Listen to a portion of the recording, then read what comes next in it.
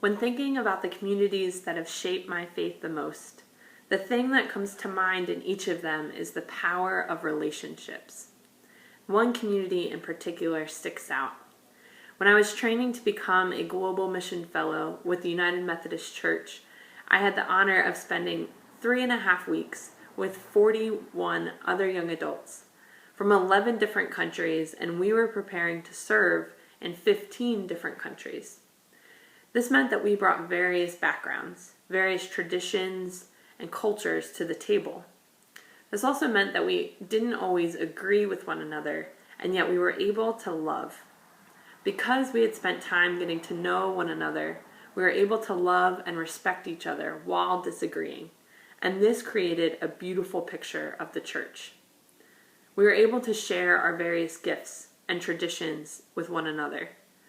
One night when we were preparing for worship the next morning, a choir formed, and about 20 of us stood in a circle, and we sang and we danced, and we were able to share songs together.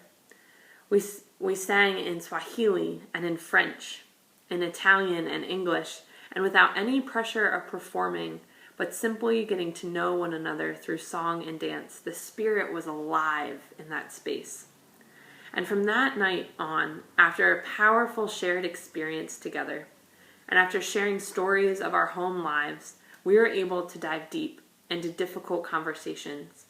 Conversations of community mapping, conversations of what it meant to be in ministry with others, conversations of how our past and our traditions were shaping who we were and how we would serve. We did not always agree through these conversations, but we were able to love because of the relationships that were formed. Those relationships transformed our time together and gave me hope. Gave me hope for what the church could be if we all started with some love, getting to know one another, and building relationships.